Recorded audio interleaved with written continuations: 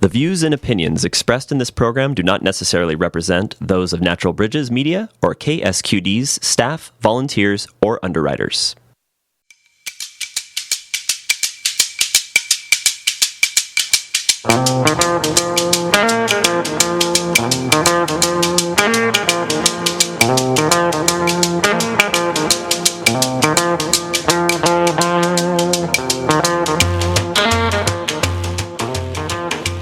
Hello and welcome to Talk of the Bay. I am your host, Len B.A. I am very pleased to have two guests with me today, Jeanne Proust and Kyle Robertson.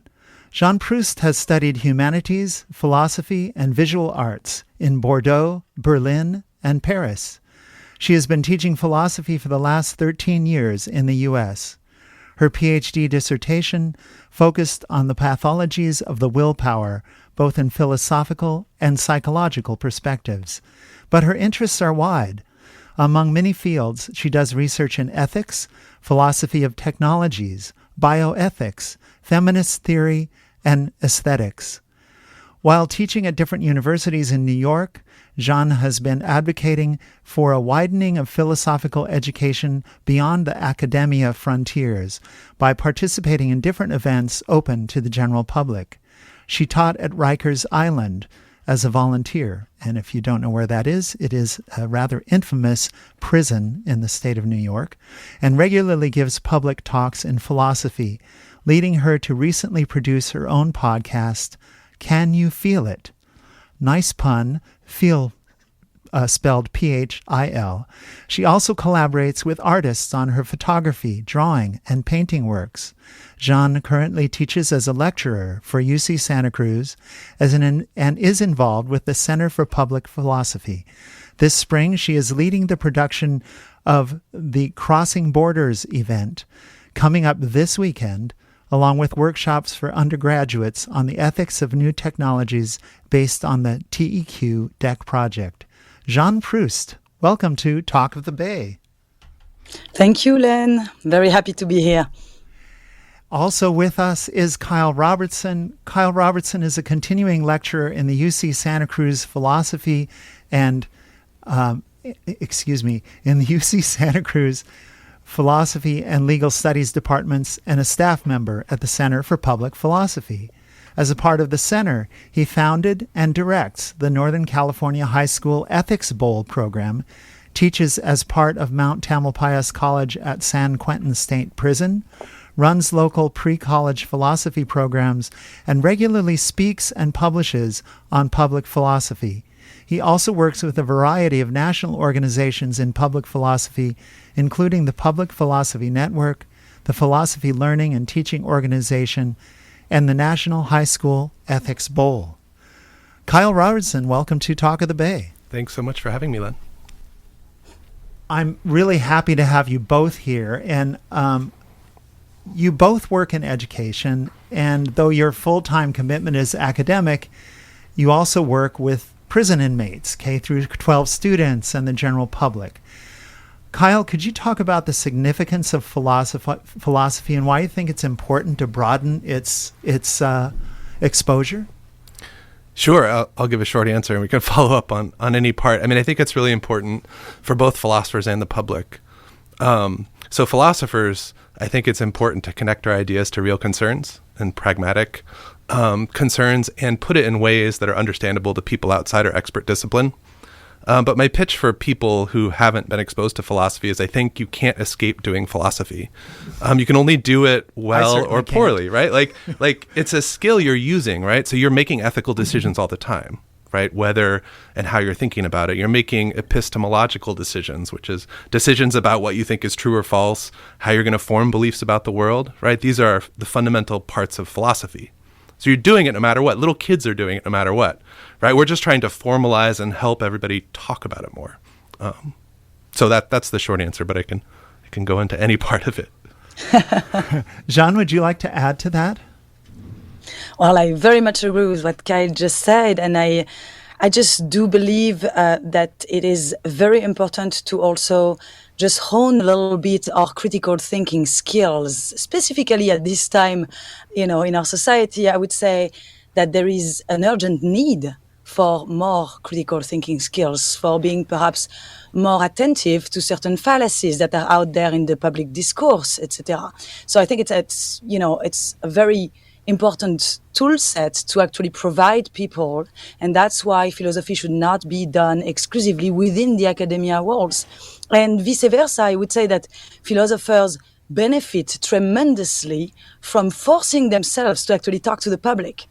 It's something that we're not trained to do. We're actually trained to speak in very smart sounding words that nobody understands, and to the point where almost you feel like being, the more and more hermetic you are, the more, of a solid and serious philosopher you are. And that's kind of this, cliche that I'm trying to break. Wonderful. I really appreciate that as someone who, I got a college education, but it always struck me, even as a college student, that so much of specialization, the language is created to separate it out from ordinary people, but when you put it in common language, it's absolutely meaningful to everyone. And so I really appreciate that perspective. Kyle, you direct the High School Ethics Bowl program for Northern California. Could you explain what the Ethics Bowl is and tell us a little about what you witness happening with the high school participants? Sure. So, Ethics Bowl is sort of an alternative to forensic debate. The sort of debate you might have seen, in movies, and you might have been a debater yourself. So Ethics Bowl has a similar flavor where you're arguing over practical issues. So you have a set of cases that the students have to study for, but the norms of what they're trying to do are very different. They're trying to have a respectful conversation about the issue. So some of the differences are, for example, they're not assigned a position. They're always arguing what they actually think. I don't know if you knew in forensic debate, you flip a coin and you just, It's arguing as a sport, right? Yes. And Ethics Bowl is trying to more model arguing as a process of decision making. So more like the type of argument we would see our legislature engage in if they were functioning well. I have to say a caveat, because Ethics Bowl is not modeled on the way our legislatures actually look. The second piece, right, is that the students are very collaborative. So they work together. Like, for example, you don't get extra points by undermining the opposing team's argument. You get extra points by making the conversation better. So like a good Ethics Bowl team, if they listen to the other team and they respond to them, they would pick their strongest argument and try and build on it or extend it, not their weakest to undermine it. Again, with the goal of actually deciding the issue, right? Moving the conversation forward, not winning, in a sense. So we've been running that here since 2012.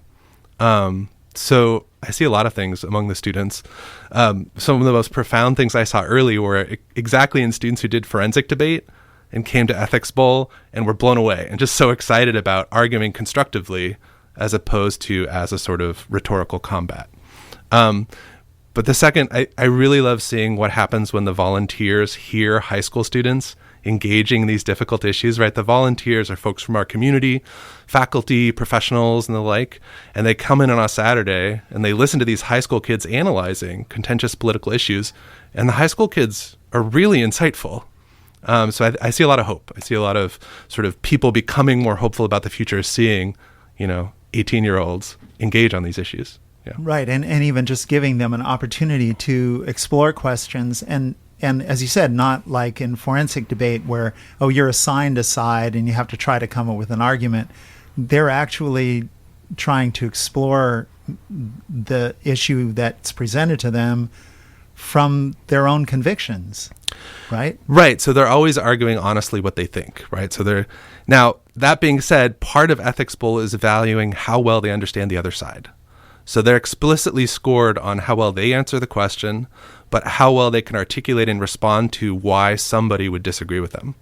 So it's both sides are part of it, right? Because something like humility is one of the norms of the Ethics Bowl. Not being so sure you're right. Listening to the other team as if you might be wrong and they might have a point you didn't think of. Things like that. Yeah. Yeah, and then there's a little more nuance rather than it just being black and white. Yeah, I think it depends on the issue.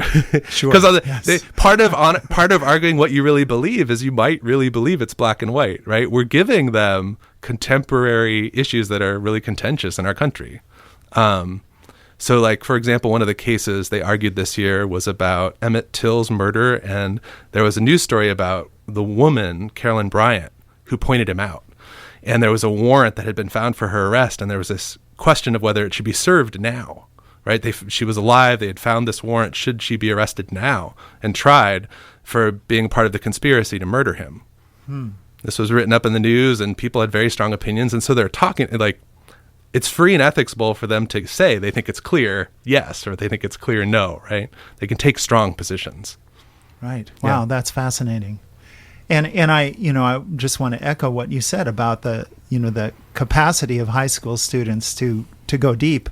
I had the privilege of being a volunteer judge for the recent science fair, and I'm absolutely blown away at the brilliance of these young people who, really all ages, but right up through high school, and how inventive and creative they can be given that opportunity. And so, I think I would love to witness that because, I get it.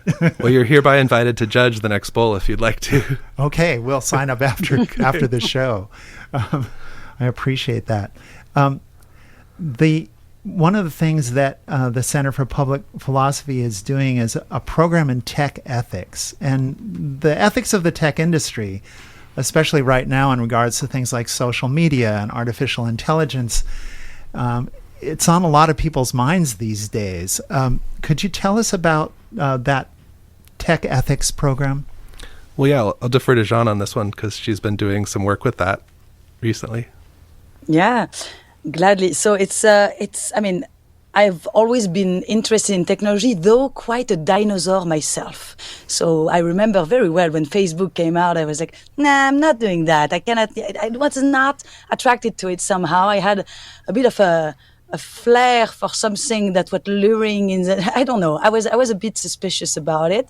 Turns out, I don't think Facebook was necessarily based, for instance, on something particularly dangerous at first, but then the intelligence that is around, all these engineers trying to really design this addictive phenomenon in regards to social media platforms that you find then, way later, and specifically affecting, targets, people that are sometimes younger than the people that, were potentially intended to be the targets of these platforms. So there is a wide range of very, very complex questions regarding social media, but regarding all sorts of questions related to philosophy in general that find an expression in tech. So, for instance, when you talk about love, I do believe that there are many questions that are being currently raised by the way our romantic relationships might have changed given the intrusion of technology in our life. So that's also a very interesting, discussion to have with our youth, who definitely, I would say, are experimenting that in a way that, I'm not that old, but I'm definitely part of another generation when I talk to my students who are barely, sometimes, 15 years younger than I am, which is not enormous, yet it makes a huge difference because they grew up with this technology already in place. They didn't have the chance to even know the world as it was before. And so I do believe that we have a lot to learn by listening humbly to what they have to say, what their stories is, how they navigate these technologies, this omnipresent technology around them. So I just think there is a lot of things to be doing with the students, potentially also, and I do believe here that I join Kyle on how important it is to bring high schools, even perhaps middle school, even perhaps younger children into the discussion here. So be it for the ethics ball, which I truly admire, and thank you for this great explanation, Kyle, but also for questions regarding, technologies, because this is something that we definitely have to deal with no matter what. So that's what I'm trying to do by picking some questions, which it's kind of funny because obviously I have to change those questions and update this questionnaire all the time because it changes all the time. ChatGPT over the last, months has exploded, but, so that's, of course, a question I had to implement, large language models, etc. How does that, create perhaps a risk for synthetic relationships, etc. So there is a lot of matter there to be explored. And I think there is a real hunger from the students, I would say, to really discuss these questions with ethicians, with people in philosophy, not merely people working in those technological companies. Right. And I know part of the what's one of the things that's been developed in the program is what's called the tech deck, the TEQ deck. Would either of you like to tell us about that? Okay, I can say a few words, but I would love for Kyle to complete because Kyle has been for a way longer time in the CPP than I am. So I just arrived in Santa Cruz about 6 months ago, basically. And so Kyle has really been there building that Center for Public Philosophy in a beautiful way with aspects that I had not even, touched upon before, even if I was actually a public philosopher myself of sorts.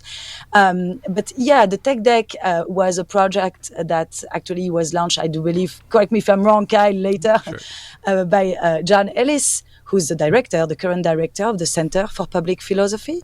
And it's basically the idea of having those questions regarding the ethics of technology on a deck of cards in order to use that as an object that can be interactive, playful, and that can potentially bring the discussion with an angle or a light that is a bit less, I would say, vertical, or we're not, in a lecture style. We're here looking at these cards together and picking them, So it's just, it's really a new format, I would say, of discussion that we're trying to explore with this tech deck. Yeah, and I looked at a few of the sample questions, and I love that they're these open-ended questions. It's not a yes, no, right, wrong kind of thing. This is essentially a spark to dialogue, and I really appreciated that because these are kind of thorny questions when we come to technology. Because you can say, oh, over here it's having a positive effect, over there not so much, and what's going on here, and what's the nature of the thing. How do we approach that? And so I really appreciate that. Kyle, you've been teaching at San Quentin Prison. Could you tell us a little bit about your experiences teaching the inmates there? Sure, yeah. I've been working with incarcerated students there since 2016. And it's actually the Ethics Bowl. So I've already talked a little bit about it. What it is it's the Ethics Bowl team inside San Quentin that I helped to start and have coached since then. And so Ethics Bowl, I actually started with it at the college level. While we founded the high school regional here, UCSC set a team for decades, and the Ethics Bowl started in the 90s at the college level. So there's a group of college students inside San Quentin through Mount Tamalpais College, which is an exceptional institution. It's an accredited community college that exists inside San Quentin. So it's those students that I work with, and we have Ethics Bowl rounds against college teams from the Bay Area. So San Jose State, Stanford, and UC Santa Cruz teams so far, we're hoping to have more, go inside and have rounds with the students in San Quentin.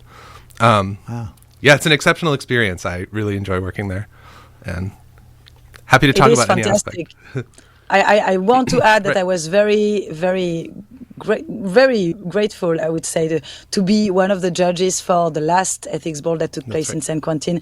And it was quite an experience, just the organization of it, the enthusiasm on both the students that were coming from UC Santa Cruz and the incarcerated students.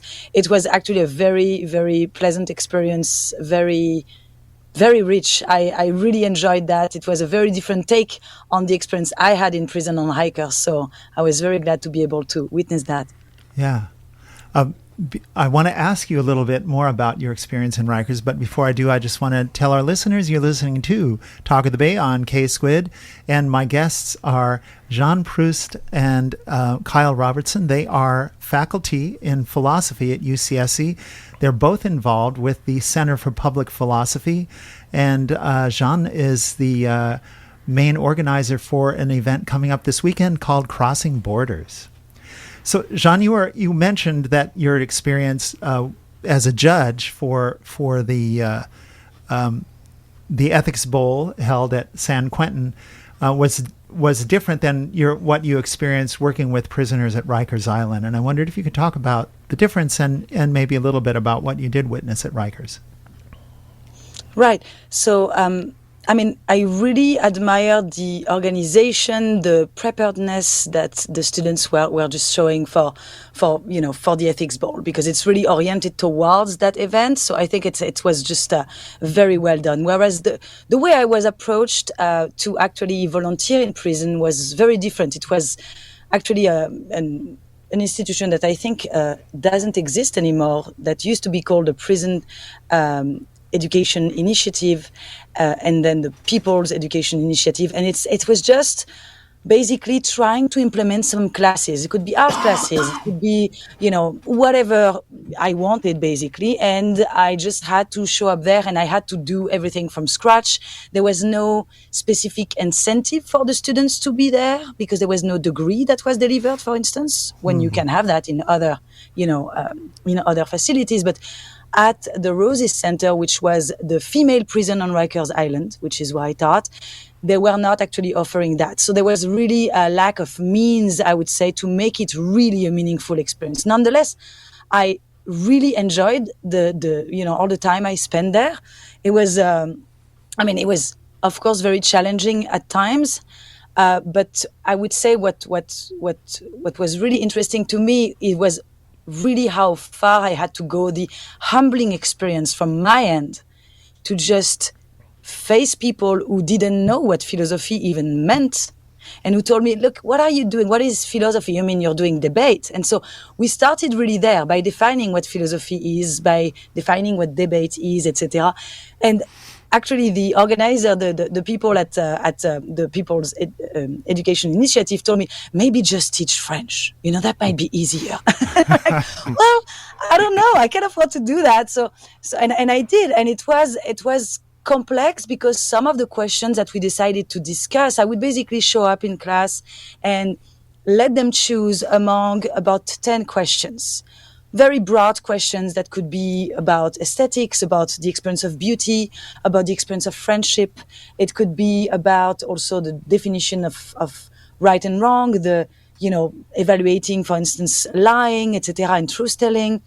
So it had many different components, not necessarily ethical at all. It could be also just, epistemological, etc. So it was pretty interesting to see that actually the incarcerated students wanted to look at the ethical questions. They wanted to straight go at the meat of that because that's what they felt was the most concerning to them.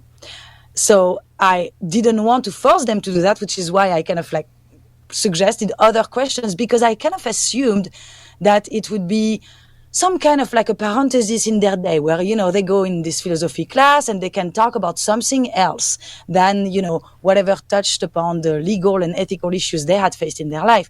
And so I was kind of surprised to notice that actually, no, that's what they want to talk about. But the problem is then you get into a situation where it is, of course, not a philosophical class the way I had experienced it in any way, shape, or form that I experienced it in university or in high school when I taught philosophy in high school. It was way more of a discussion about personal narratives that were brought into the picture. So my role was way more of a moderator, trying to make sure that there was a mutual listening, situation happening within the room. And that was very challenging, just to actually make sure that everybody understood that the others should have also the space to talk. And so it was just that was extremely complex. So I learned more about, I would say, social psychology there than they probably learned about philosophy, frankly. But nonetheless, a very profitable experience, at least for me. And I think worth it nonetheless, given, the feedback I got from my students, but definitely something where you should not have your hopes up. I think people who do that kind of work and think they're going to change the carceral experience are wrong. Mm-hmm. And if you go with that kind of expectation, you're a naive, optimistic person, and you should perhaps not do that. Right. Yeah, I had the opportunity to participate in some workshops in a California state prison, and it's really abundantly clear after a couple times there that they've got the bad hand. They've been dealt the bad hand in terms of the circumstances they're supposedly learning in. But at least in our case, they were getting some credit for the workshop, so they had some motivation to show up to do the assignments, which were pretty simple and natural type assignments. But it's so interesting to see how intently inmates that I've been around, at least, really want to deal with reality. Like they really want to talk. They want to talk real. They're not pussyfooting around, and They're not just showing up for a grade. That was profound recognition. As you say, I think I learned more from them than they learned from me or from our team. Kyle, do you have any other reflections about working in prison you'd like to share? Yeah, the Ethics Bowl, that we do in San Quentin, they're not getting credit for. It's an extracurricular. So I think it's important to know they're doing that because, well, they're doing it for a lot of reasons, but partly because I think they enjoy philosophical conversation just as much as anybody else, right? The opportunity to think about the human condition and their role in it. One of the things we've talked about over the years and decided is to be sure we're bringing in not just ethical questions about incarceration. I mean, they have tremendous insight about their life experience, but bringing in general ethical questions that everybody is grappling with. Right? The Ethics Bowl is really framed around listening to the teams. So when it's kids, it's listening to kids, but in the context of incarcerated students, it's really listening to them about what they think. So, for example, one of the best cases I've heard them present on was on the Goldwater rule, which was a rule that comes from Barry Goldwater about psychiatrists not opining on the mental health of someone they haven't examined, right? Back when Barry Goldwater was running, a bunch of psychiatrists were diagnosing him from afar, right? And it led to some political conflict. And people were doing it again with Trump, right? Whatever you think of Trump, there were psychiatrists who wanted to opine publicly about his mental state.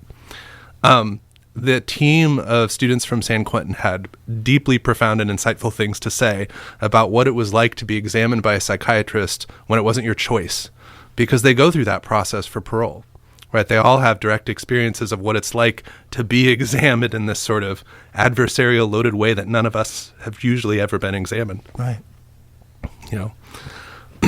I find, I think it's really profoundly valuable to work.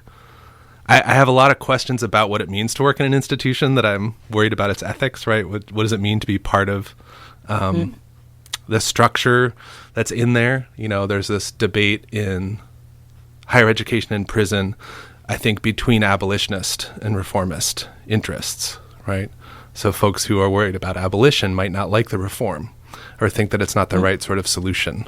And the kinds of programs we run are very much on the reformist side. So... Understandable. And I mean, that's a question for a wonderful philosophical debate right there. Yeah. I know from my perspective what I've observed, because I worked in the energy field for years, and one could argue that, well, all the energy you saved end up delivering money to entities that then spend it on more stuff that caused more energy consumption. So you really netted out nothing. Yeah. And I can say, that's probably quite true. But the other thing is that, as working in a sort of reformist environment, is that the lessons learned from doing that are lessons that need to be learned and need to be passed on for a sustainable future. And so it's one of those things like, well, are you providing tools or experiences to those inmates that help them have more capacity to deal with the world if they are able to get out? And what does that mean? Or for that matter, better tools for dealing with being in that really awful environment. Right. Or I also think like something like an ethics bowl where we bring in spectators, subverting some of the assumptions that people might have about why someone belongs there and what they're capable of, right? Yeah. Amen. Well, we're going to take a really short break. We will be right back with Kyle Robertson and Jeanne Proust right after this. Don't touch that dial. If you're just tuning in to Talk of the Bay on KSQD, my guests are Jeanne Proust and Kyle Robertson. They are in the philosophy faculty at UC Santa Cruz. They are also both involved in the Center for Public Philosophy. And there's an event coming up this weekend called Crossing Borders. That has been organized primarily by Jeanne herself. And so we're going to get into that a little bit. But first, I wanted to ask you, I love the title of your podcast, Can You Feel It? Of course, it sounds better when you say it than when I say it. But it's a nice pun, but it's spelled PHIL. Can you feel? Can you philosophize on it? I guess I would paraphrase that. And your podcast site says you're providing a podcast with a philosophical lens to explore any topic: death, time, consciousness, desire, sex and gender, perception, language, truth, art and beauty, love, friendship, happiness, or technology. I mean, these are all the things that, people really need to talk about. I agree. Yeah. So how'd you get started on that project, and what kind of responses are you getting so far?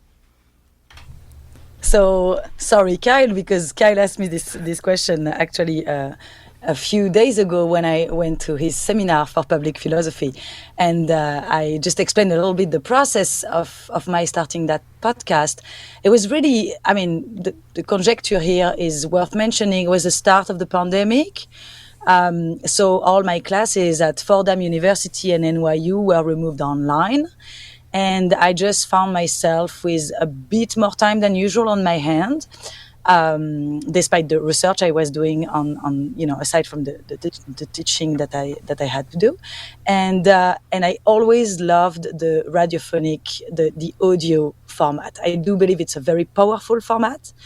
I do believe that there is also a lot of people out there who might be, for instance, dyslexic, or who might have difficulties focusing when it's actually written. Reading is not something that we're all equally able to do. Whereas I feel like listening can be a very pleasant experience. So it so happens that my partner is a musician, producer, and sound designer. So there was also a desire to actually create something that had some, sound quality to it, where it was actually pleasant to listen to that podcast, not only for its content, I would say, but also just, its format, the way it was actually produced was also very important.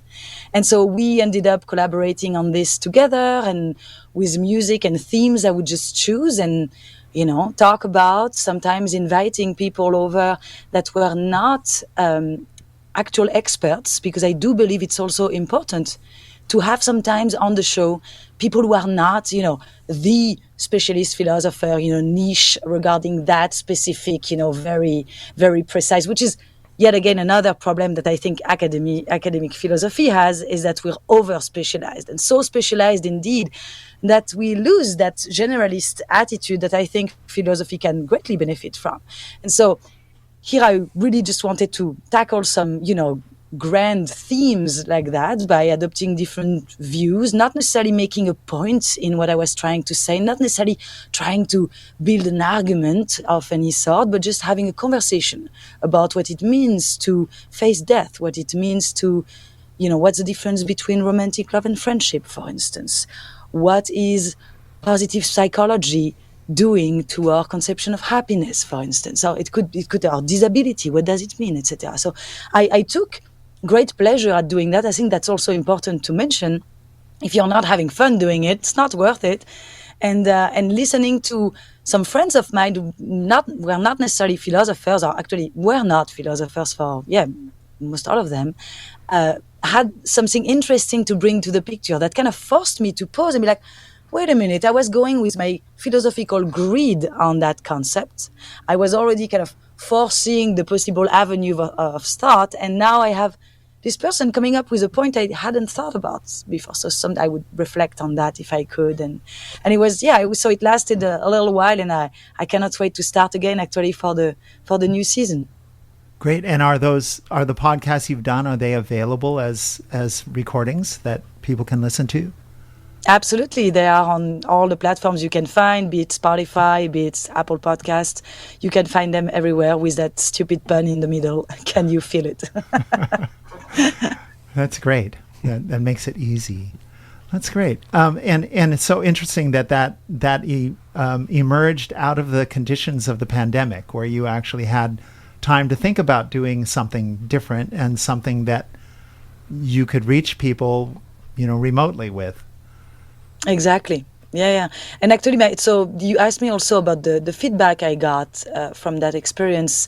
It was interesting to see the feedback from my students, because they would definitely listen to it and would often have we would have heated conversation about certain points I would be making, or sometimes they would actually ask to participate. For instance, when I produced this episode on cancel culture and the very problematic aspect of calling it cancel culture, I actually interviewed 2 of my students at Fordham on the question, and that was very, very interesting to me. But then after that, I have to say, just I guess word to mouth. It became a little something, nothing crazy, because we didn't have the means to properly advertise for it. But yeah, we the feedback has been pretty positive. I do believe that there is so much more to do. I do want to explore the different ways of doing, an episode, like the way you having, for instance, right now you having me and Kyle on the show, you having 2 guests, but perhaps also, adding some sound design where you actually, get a feel, with just this audio experience of being into a certain bath of people that are speaking about public philosophy, say, for instance, where it's a bit more messy, etc. So I just want to keep exploring all the different kind of recipes that make the audio experience pleasurable. That sounds fascinating. And I think about that, doing this show. Most times it's live. Occasionally I pre-record, and I've had the temptation to spend too much time adding music and adding sound bites from other sources and that sort of thing, because it does make for a better audio experience. And so I'll say to our audience, well, Talk of the Bay is really not about that.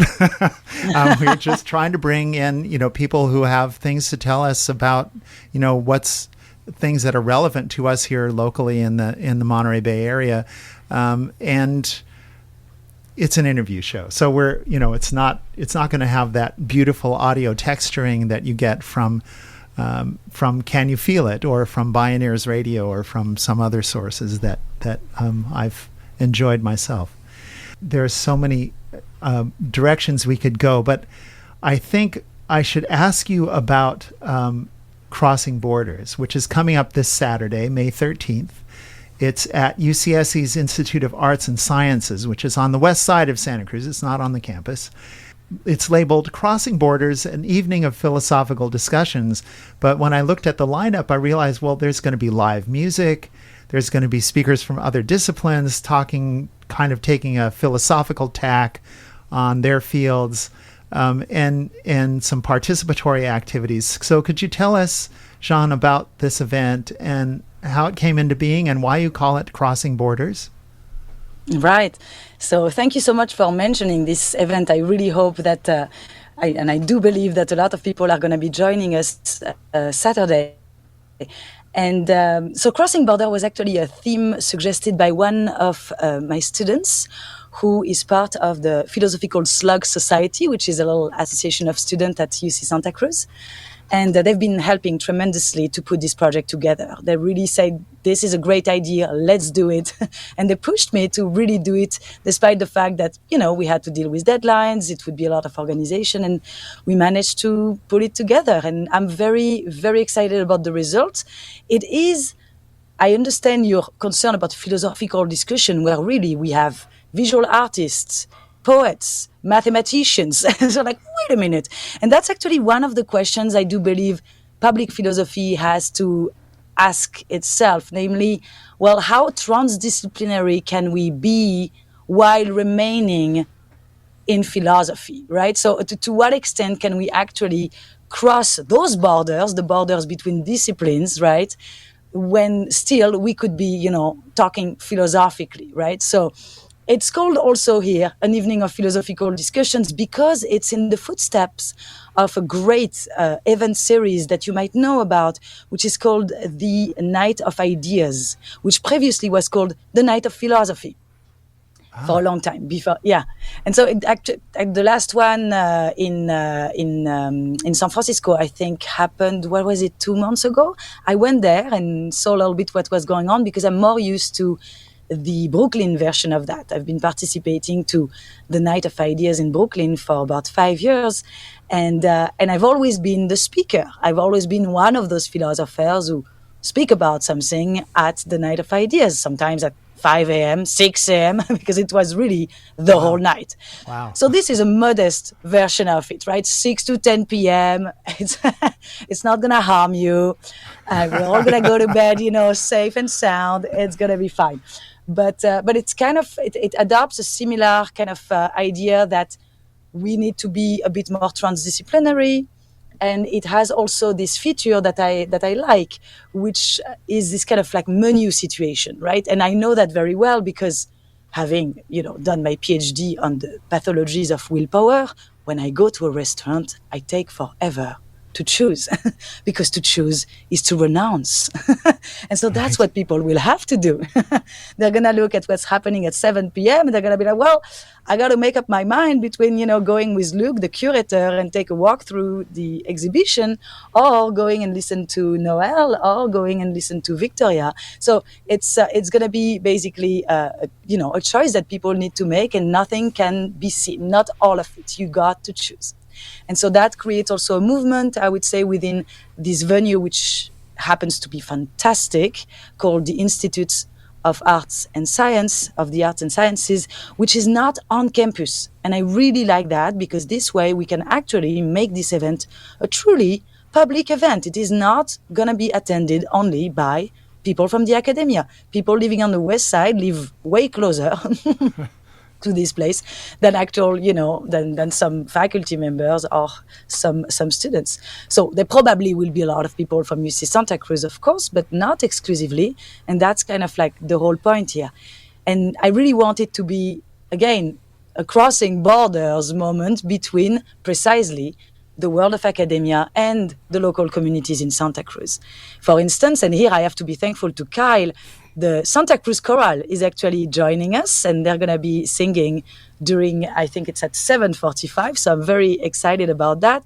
And so we're going to have also little performances like that have nothing to do with the academia.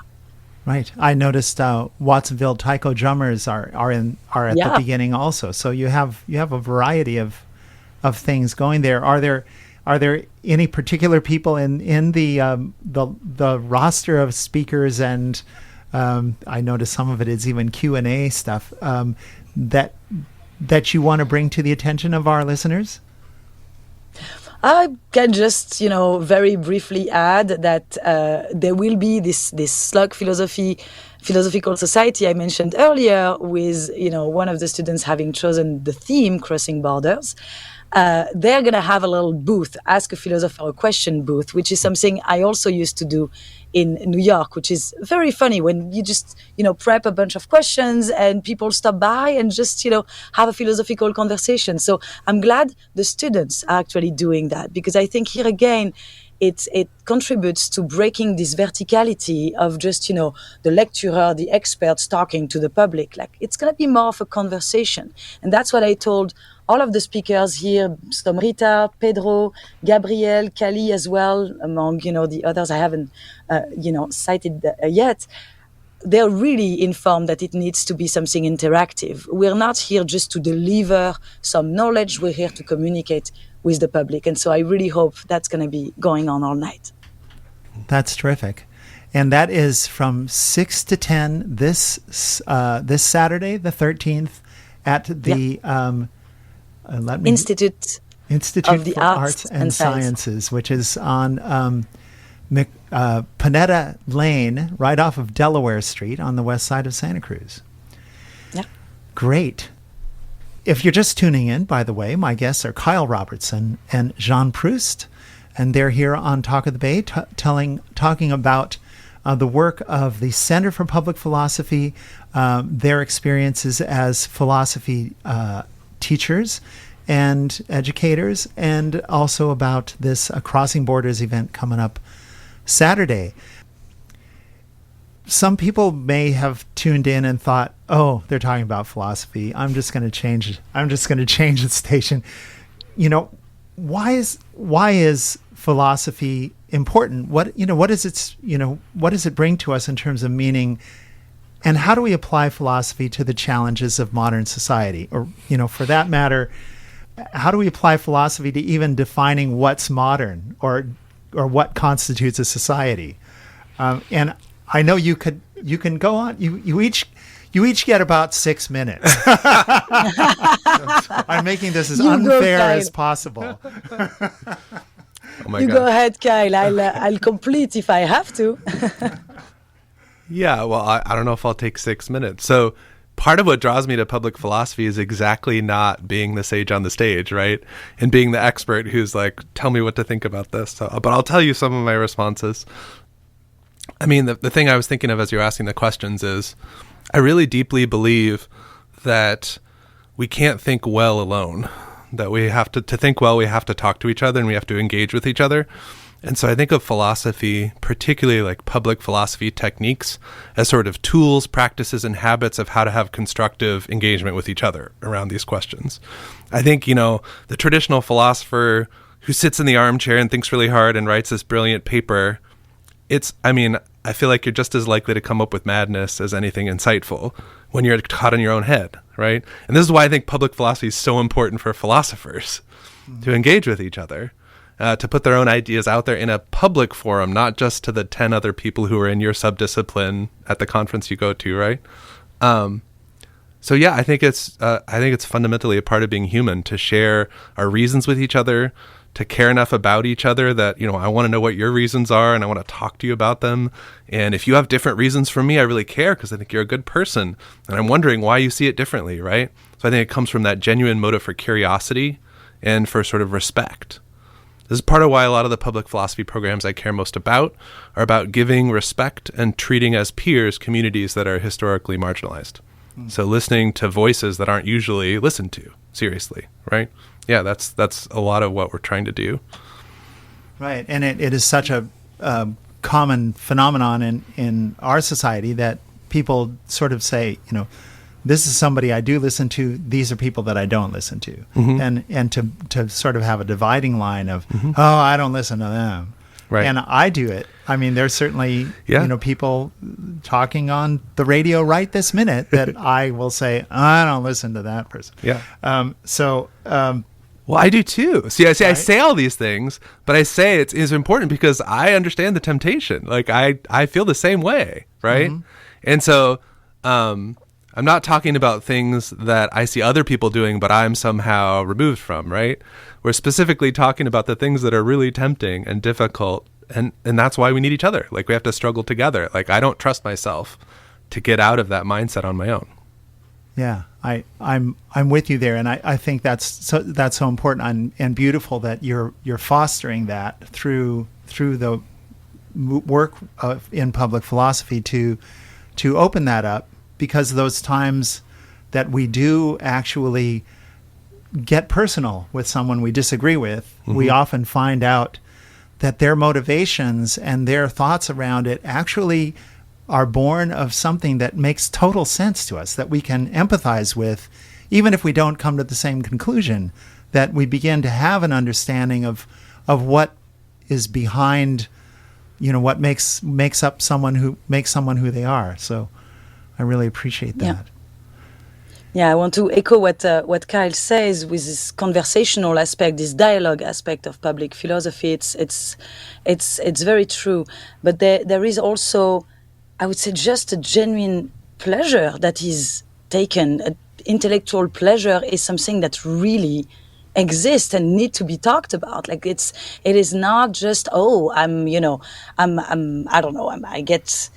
I get stuck in my own bubble, and it's not. It's really more than that. I think there is a therapeutic aspect also in thinking philosophically sometimes, not only at observing one's mind just unfold in different ways, but also at honing those communication skills. So going back to that conversational aspect, being able to communicate clearly, being able to master language in a way where you're able to actually conceptualize, like grasp things, just like the German use. I just love the word Begriff in German to say actually a catching, right? So it's a concept is a catch. It's when you catch something and it fits in your hand, right? It's so graspable now that you got the word.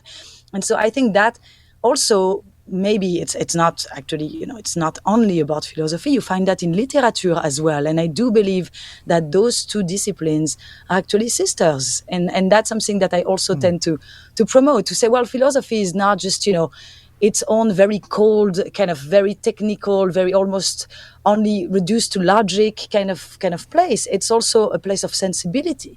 It's also really a place of pleasure and sensibility that you can actually share with others. And when you talk about sensibility, I've encountered a lot of teachings around really the sort of embodiment of our understandings and our communication. How much of it is really physical. It manifests in our physical health, in our physical motion, in our state of being. And when you said sensibility, that kind of caught my attention. And I wondered if you'd care to talk about how it is something about, being physical beings in a physical world that is part of this process. Right. So, here you see, I observe in myself the professional deformation. I was like, so phenomenology would have said that. Like, no, of course. Don't go there. We don't need to go there in order to talk about that. So it's.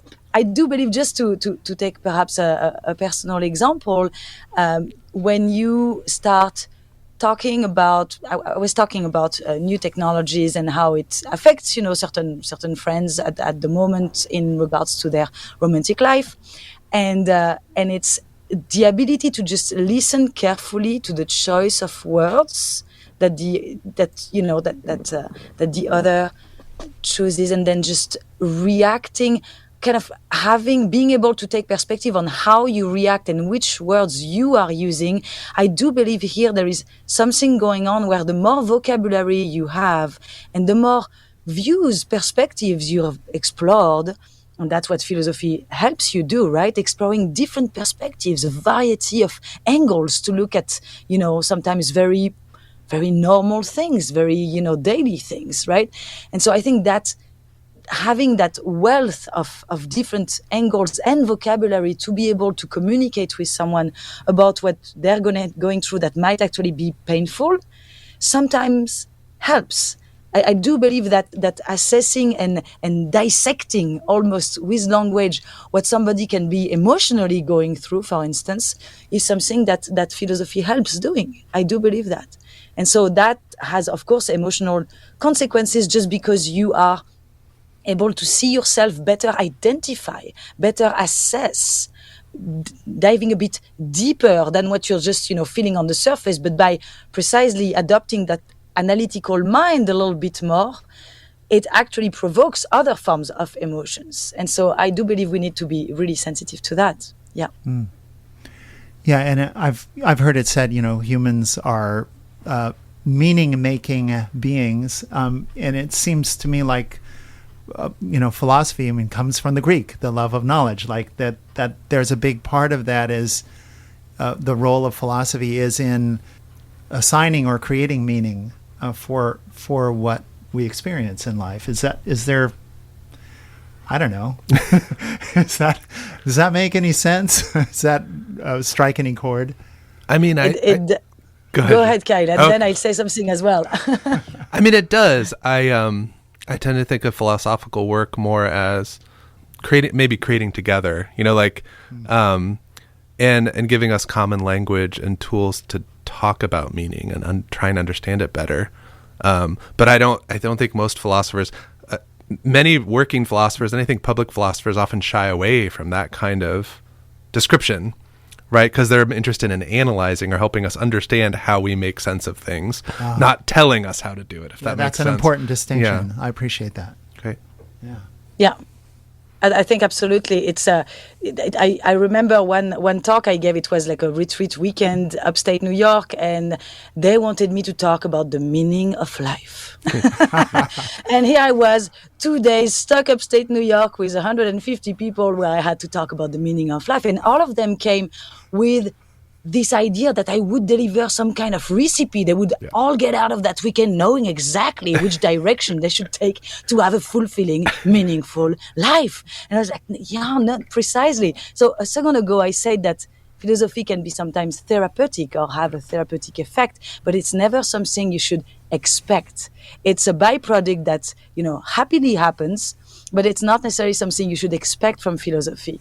And I think that's important to know that as well, because some people just think that philosophers are going to deliver answers, which is precisely what we don't do. We raise delivering questions. Yes. Exactly. Yeah, I'm laughing because I've had similar experiences to Jeanne, and I want to say, like, look, y'all, if you think I could explain it to you in a day, don't you? It wouldn't be a secret. Like, we would already know that it wouldn't be coming from some guy in Santa Cruz in 2023. Like, anyways. Exactly. Well, we just have a little over a minute left, and I want to make sure you tell our listeners how to find out more about the Center for Public Philosophy and also about Crossing Borders. And I'll go to you first, Kyle. Yeah, sure. You can learn more about our center online. Our URL is just publicphilosophy.ucsc.edu. And you can see links to our programs, and you can find me there.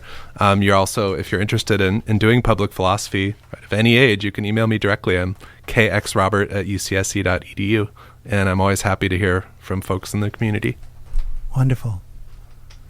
And then I will add that the Crossing Borders event again is happening May 13th, this Saturday, at the Institute of the Arts and Sciences on the west side of Santa Cruz.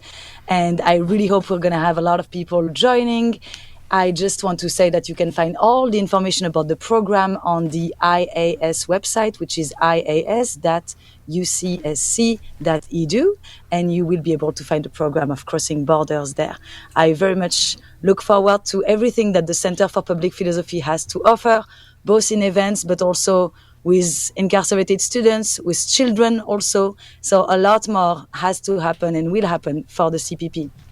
Wonderful. Well, thank you both, Kyle Robertson and Jeanne Proust. It's been a real pleasure to have you on the show, and thank you for being here. Thank you so much for having us. Thank you, Len.